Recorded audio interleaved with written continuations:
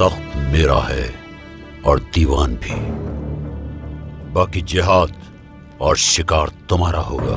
हाँ, लेकिन अगर आप इसके बरक्स सोचते हैं, यानी आप सुल्तान बनना चाहते हैं, तो तमाम सरदार आपकी नीयत पर शक करेंगे।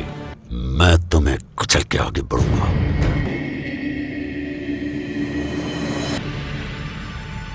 इन्होंने शहजादों के लिए जाल बिछाया जनाब, और सिपाहियों को मार डाला।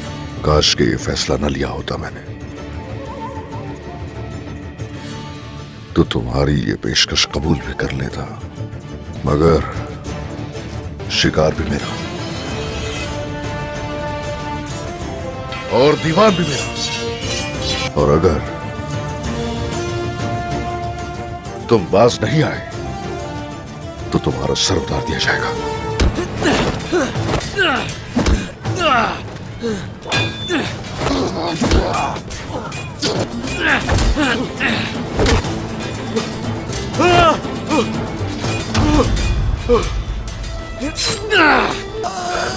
मेरा भाई, मेरा भाई। शहजादे। कुर्बूज, कुछ नहीं होगा तुम्हें। कुर्बूज। अशहदु अल्ला इलाहा इल्लल्लाह वहदहु ला शरीक लहु व अशहदु अन्ना मुहम्मदन अब्दुहु व रसूलुहु।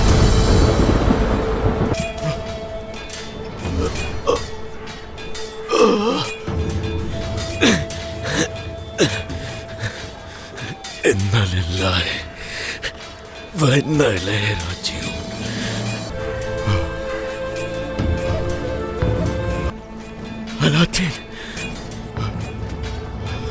उस्मान साहब को सिर्फ सल्तनत चाहिए, जिहाद और लड़ाई सब झूठ है। वासिलिस को मारने के लिए तुम्हें दिया गया था, मगर तुमने उसका इस्तेमाल किया काफरों से सौदा करने के लिए। तबाह हो गए हो। हमला किया उन्होंने। तुम्हारा बेटा महमद, मेरा बेटा और हम तुम्हारी इन हरकतों से कुफार के जंगल में आ गए। अब बताओ मुझे, मैं क्या करूं तुम्हारे साथ याकूब साहब?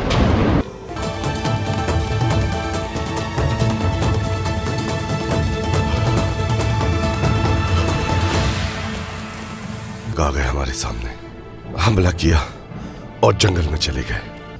याकूब साहब, अगर उन्होंने दिन में हमला किया तो कुछ न कुछ सोचकर ही किया होगा। मेरे सिपाहियों के खून के जिम्मेदार आप हैं। होश में आए उस्मान साहब। होलोफेरा पे तुमने बहतान लगाया, उसकी माफी नहीं मिलेगी तुम्हें। तुम्हें खुद होलोफेरा को मौका देना चाहिए था। तुमने बर्बाद कर दिया सब खुद ही। मुझसे पहले तुम्हें होलोफेरा से माफी मांगनी होगी। आप इस सब की कीमत कैसे चुकाएंगे? आप भी तुम होते कौन हो मुझ पर फैसला चलाने की कोशिश करने वाले? गुस्ताख। कौन हो तुम? हाँ, उस्मान साहब, हमारे सिपाही शहीद हुए हैं। कम से कम आप लोग आज के दिन तो ऐसा ना करें। ये हक तुम्हें किसने दिया? हाँ, किसने?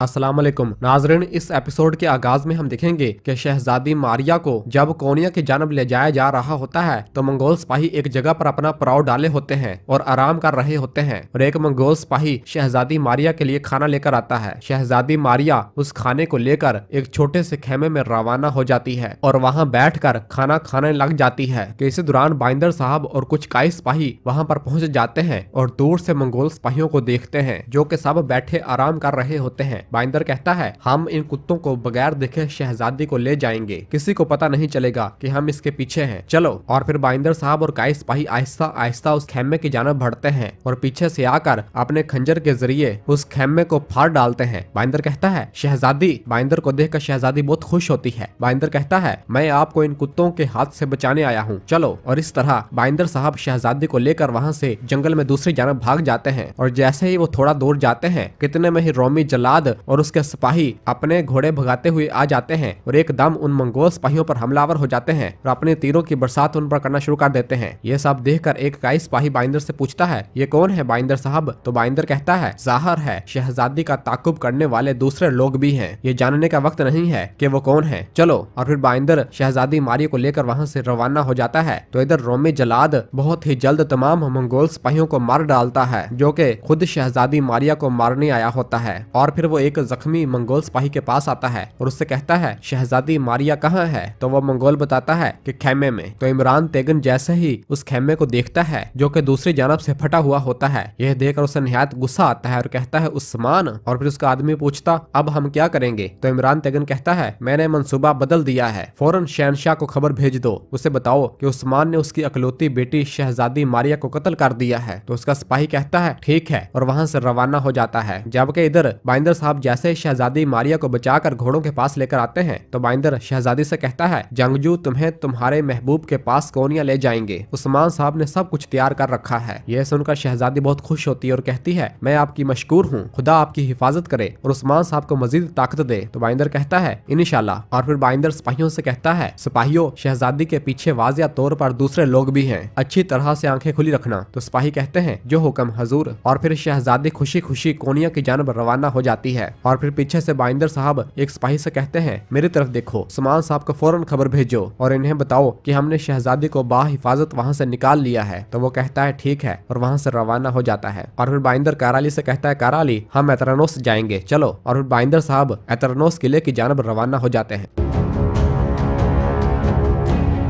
और फिर दूसरी जानब यीनी शहर में उस्मान साहब जैसे ही ताजुद्दीन नोयान का सर कलम करने के बाद वापस अपने शहर आते हैं तो उन्हें देखकर सब लोग उस्मान साहब जिंदाबाद के नारे बुलंद करना शुरू कर देते हैं और सब लोग बहुत खुश होते हैं। उस्मान साहब उनका शुक्रिया अदा करते हैं और आगे बढ़ते हैं और अपने महल में आ जाते हैं जहाँ पर अलाउद्दीन और बाला उनके इस्तकबाल के लिए खड़ी होती हैं। और फिर सब अपने अपने घोड़ों से नीचे उतरते हैं और महल में उनके पास आते हैं। उस्मान साहब खुशी खुशी कहते हैं, बाला बेटा। तो अलाउद्दीन कहता है, आपकी फतह मुबारक हो हजूर। उस्मान साहब कहते हैं, शुक्रिया। और फिर अलाउद्दीन कहता है, ताजुद्दीन नोयान को वो अंजाम मिला जिसका वो मुस्तहिक था, इसका शर फैलने से पहले ही मिट गया। उस्मान साहब कहते हैं, ऐसा ही है, उसके सर के साथ उसका शर भी कट गया। जिस तरह हर शर में खैर पोशीदा होती है, ये हमारे भाइयों को हमारे पास ले आया। तो गुंदू साहब कहते हैं, ए वल्लाह। और फिर उस्मान साहब बाला से कहते हैं, बाला खातून, इस मुसीबत से छुटकारे का जश्न मनाने के लिए हमारे लिए शानदार दस्तरखान तैयार करें ताकि हम अपने भाईचारे को मजबूत कर सकें। तो गुंदू साहब कहते हैं, शुक्रिया उस्मान साहब,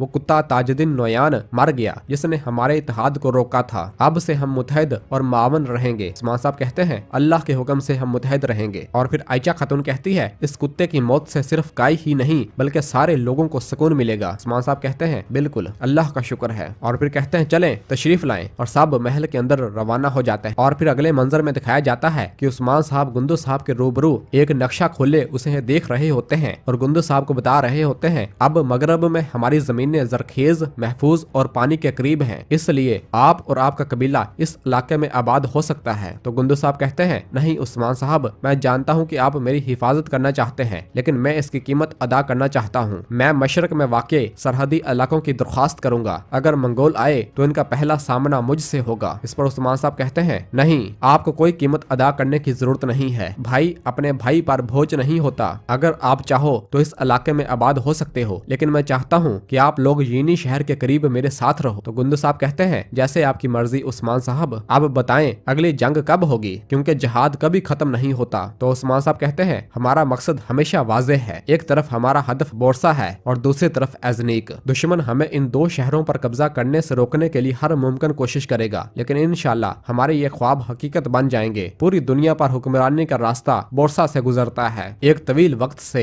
ये जंग साकन है, लेकिन आखिरकार शिकार करने का वक्त जल्द आएगा। अल्लाह के हुक्म से एक दिन बोरसा फतह हो जाएगा। और फिर कहते हैं, मुझे बताएं आप क्या सोच रहे हैं। तो गुंदू साहब कहते हैं, मैं क्या सोचूंगा उस्मान साहब, मैं काई कबीले के इत्तेहाद और यकजाहती के अलावा क्या सोचूंगा। मैं आपके ख्वाब में अब आपका साथी हूँ। जान लें कि जब आप अपनी तलवार उठाएंगे तो हमारी तलवारें म्यानों से मिलकर निकलेंगी। तो उस्मान साहब कहते हैं, ए वल्लाह, ए वल्लाह। तो गुंदू साहब कहते हैं, अल्लाह आपको भी खुश रखे उस्मान साहब। और फिर इधर महल के दूसरे कमरे में आयशा खातून और एल्चम खातून तैयार हो रही होती हैं। एल्चम कहती है अल्लाह का शुक्र है हमने इस मुसीबत पर काबू पा लिया, लेकिन इस सिलसिले में उस्मान साहब और इनके खानदान की काविशें काबिले जिक्र हैं। तो आयशा कहती है इनकी बीवियां और इनके जंगजू सब हिम्मत और हौसला का पैकर हैं, खास तौर पर जो उन्होंने आपकी गैर मौजूदगी में किया। हम इनका हक अदा नहीं कर सकते। तो एल्चम कहती है मैं तुमसे उरहान साहब के बारे में पूछने जा रही थी, मैंने इसे सबसे पहले तुम्हारे साथ देखा था, इसने बहुत मदद की है ना। तो आयशा कहती है ऐसा ही है, वो बड़े दिल वाला नेक इंसान है। तो एल्चम कहती है वो बहुत बहादुर भी है, जिस पर आयशा थोड़ा खामोश हो जाती है और कहती है हाँ वो बहादुर है माशाल्लाह, लेकिन अल्लाह इसकी मदद करे। इसकी महबूबा एक बाज़ंतीनी गवर्नर की बेटी है, मैंने उसे देखा है, वो बहुत खूबसूरत भी है। तो एल्चम कहती है ठीक है, अगर इनकी मोहब्बत मजबूत है तो कोई इसके खिलाफ खड़ा नहीं हो सकता, अल्लाह इनको मुत्तहिद करे इंशाल्लाह। तो आयशा कहती है ऐसा ही है, अच्छे की उम्मीद रखनी चाहिए। और फिर रात के वक्त दस्तरखान लग गया होता है और सब लोग वहाँ मौजूद होते हैं। एल्चम बाला से कहती है शुक्रिया बाला खातून, बहुत ही जबरदस्त दस्तरखान तैयार किया है, बिल्कुल ईद की तरह लग रहा है। तो बाला कहती है ये वाकई ईद है, क्योंकि ये आपके लिए एक अहम दिन है आयशा खातून। जिस पर गुंदू साहब कहते हैं वाकई ऐसा ही है, हमने अपनी खातून, अपने बहादुर बेटे और अपने शहीदों का इंतकाम लिया है। और फिर उस्मान साहब कमरे के अंदर दाखिल होते हैं तो कहते हैं ओ सबको खुश आमदीद।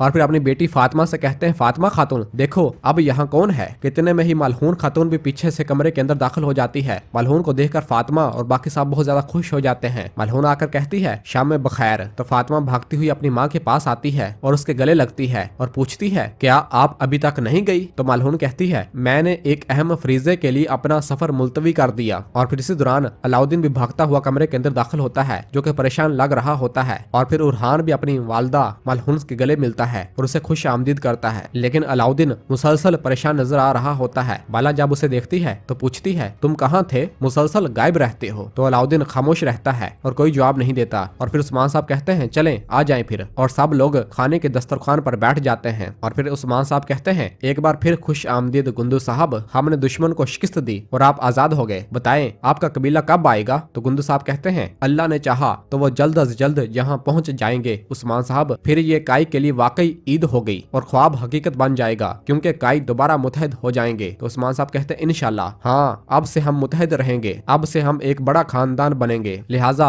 अपने राजों को जाहिर करें और हमें बताएं कि आप क्या छुपा रहे हैं। ये सुनते ही गुंदू साहब निहायत परेशान हो जाते हैं और सब एक दूसरे की जानब देखते हैं। और फिर गुंदू साहब हंसते हुए कहते हैं उस्मान साहब आपकी नजर से कुछ भी नहीं छुप सकता, जबकि ताजुद्दीन नोयान मर गया है तो इस राज को छुपाने की मजीद जरूरत नहीं रही। और फिर एल्चम की जानब इशारा करते हुए बताते हैं कि आयशा खातून है, ये मेरे शहीद बेटे की अमानत है। और फिर आयशा की जानब इशारा करते हुए कहते हैं ये मेरी बेटी मोहतरमा एल्चम खातून है। ये सुनते ही मलहून, उरहान, उस्मान साहब और बाकी सब हैरानो परेशान हो जाते हैं कि आखिर माजरा क्या चल रहा है। और फिर बाला पूछती है आपने ऐसा क्यों किया गुंदू साहब। तो गुंदू साहब कहते हैं अलजाइतो खान अपने कमांडरों की शादी सरदारान की बेटियों से करता था ताकि वो इसकी अतात और खानदान में शामिल हो जाएं। जब उन्होंने एल्चम को पकड़ने के लिए हमारे कबीले पर हमला किया तो मेरी बहू आयशा ने इस खेल का मंसूबा बनाया। और इसी जगह पर एपिसोड खत्म करते हैं। मिलते हैं बहुत जल्द अगली एपिसोड के साथ। वीडियो को लाइक कर दें और जिन दोस्तों ने अभी तक चैनल सब्सक्राइब नहीं किया वो जल्दी से चैनल सब्सक्राइब कर दें और बेल आइकन यानी घंटी वाले निशान को भी प्रेस कर दें ताकि आने वाले एपिसोड आपको आसानी मिल सके। दुआओं में याद रखें। अल्लाह हाफ़िज़।